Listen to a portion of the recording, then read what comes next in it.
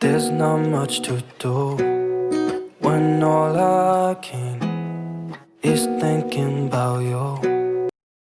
ଆମେ ଦୁଇ ଅଙ୍କ ବିଶିଷ୍ଟ ସଂଖ୍ୟା ମଧ୍ୟରେ କିଏ ସାନ କିଏ ବଡ଼ ଜାଣିବା।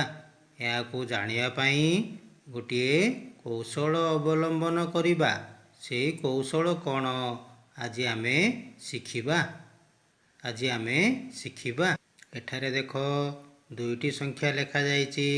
5 ରେ 3 53, 8 ରେ 5 85। କେତେ କେତେ ଲେଖା ଅଛି? 5 ରେ 3 53, 8 ରେ 5 85, ବା ଆମେ କହୁ 85 53। ଏହି ସଂଖ୍ୟାକୁ ଯଦି ଆମେ ଏକ ଘର 10 ଘର ଅନୁଯାୟୀ ଲେଖିବା, 3 ରହିବ ଏକକ ଘରେ, 5 ରହିବ ଦଶକ ଘରେ, 85ର ମଧ୍ୟ 5 ରହିବ ଏକକ ଘରେ, 8 ରହିବ ଦଶକ ଘରେ। ସଂଖ୍ୟା 5, ଆର ଦଶକର ସଂଖ୍ୟା 8। 5 ଓ 8 ମଧ୍ୟରେ କିଏ ବଡ଼? 8 ବଡ଼। ତେଣୁ 85 ବଡ଼। ତେଣୁ 53 ଓ 85 ମଧ୍ୟରେ 85 ବଡ଼। କେମିତି ଜାଣିଲା ଆମେ? ଏଠାରେ ଆମେ ଯେଉଁ ଏ ଦୁଇଟି ସଂଖ୍ୟାର ଯେଉଁ ସଂଖ୍ୟାର ନ ଦେଖୁଣୁ, ଏଠାରେ ଏ ଦୁଇଟି ସଂଖ୍ୟାର ଦେଖିବା।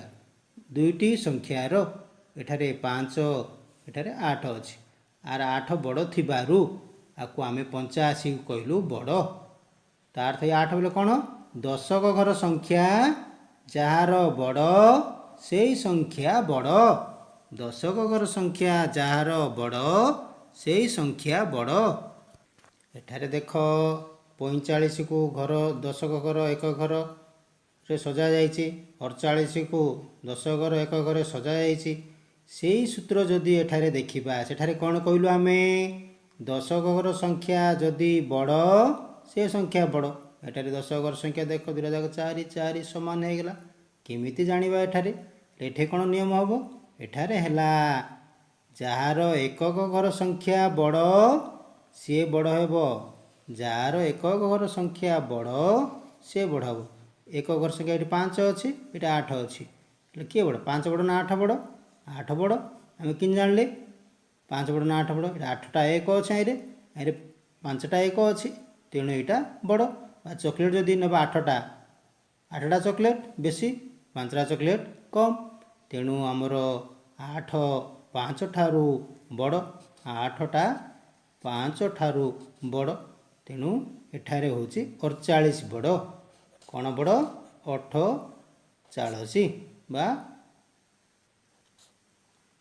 ବଡ଼। ବୁଝିଲ? ହେଲେ କ'ଣ ମନେ ରଖିବା ଅଛି? ଯେତେବେଳେ ଦଶକ ଘର ସଂଖ୍ୟା ଅଲଗା ଥିବ, ଦୁଇଟି ସଂଖ୍ୟା ମଧ୍ୟରେ ଦଶକ ଘର ସଂଖ୍ୟା ଅଲଗା ଥିବ, ସେହି ସମୟରେ ଆମେ ଯାହାର ଦଶକ ଘର ସଂଖ୍ୟାର ସଂଖ୍ୟାଟି ବା ଅଙ୍କଟି ବଡ଼ ସେ ବଡ଼ ହେବ। ଏଠାରେ 53 85, ଏଠି ଦଶକ ଘର ସଂଖ୍ୟା ଅଲଗା ଅଲଗା ଅଛି। ଏଠି 5 ଅଛି, 8 ଅଛି। ସେହି ସମୟରେ ଆମେ ଦଶକ ଘର ସଂଖ୍ୟା ଯାହାର ବଡ଼ ହେବ ତାକୁ ବଡ଼ କରିବା।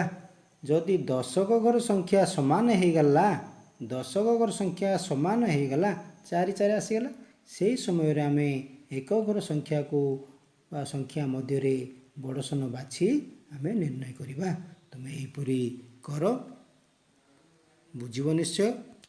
ଏଠାରେ ଦେଖ ଦଶକ ଘର ସଂଖ୍ୟା 4 4 4 ସମାନ ଅଛି।